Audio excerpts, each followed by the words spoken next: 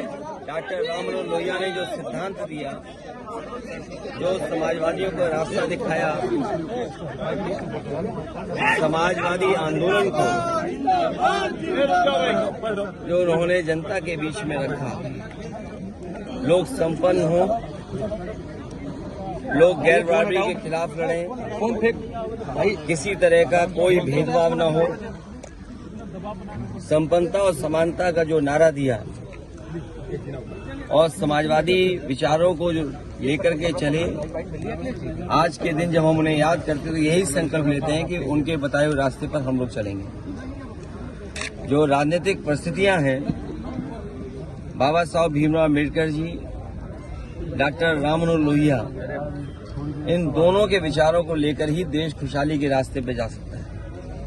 Bharatiya Janata party जो सत्ता में है, हर स्तर पर लोगों को गुमराह कर रही है, लोगों को सच से दूर ले जा रही है।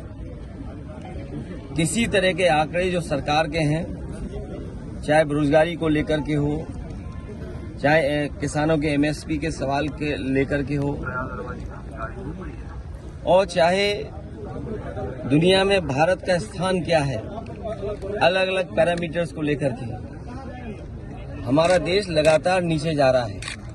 अर्थव्यवस्था चौपट हो रही है। जो बड़े बड़े सपने दिखाए थे एमएसपी को लेकर के, आय दोगुनी को लेकर के, बेरोजगारी खत्म करने को लेकर के, इनकी सरकार में हर वर्ग दुखी हुआ है।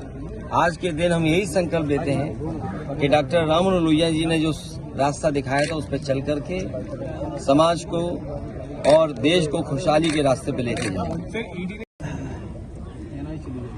ये बहुत ईडी को लेकर के, इनकम टैक्स डिपार्टमेंट को लेकर के, सीबीआई को लेकर के बहुत दिनों से बहस चल रही है और देखने को ये मिला है कि जब से इलेक्टोरल बॉन्ड्स को लेकर के जो चर्चा शुरू हुई है, जिस तरीके का इन संस्थाओं का इस्तेमाल कर करके वसूली हुई है, इलेक्टोरल बॉन्ड्स ने भारतीय जनता पार्टी का बैंड बजा दिया।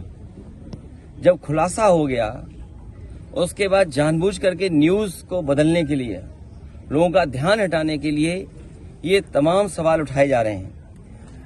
ईडी क्या कह रहा है विभाग, और अभी उनका पक्ष भी अपनी बात कहेगा। सुनने में तो ये भी आ रहा है कि जिस कंपनी ने आरोप लगाया है, जो स्कैंडल है, उसने भी भारतीय जनता पार्टी को इलेक्टोरल बॉन्ड्स में करोड़ों रुपए दिए हैं। तो इसका मतलब ये हुआ कि अगर दूसरी तरीके से कोई पैसा चंदा ले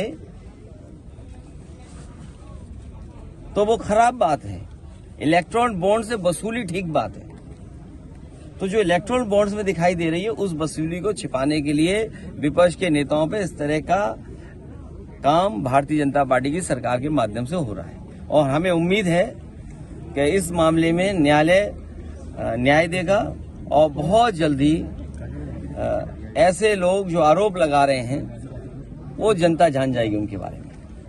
ठीक है।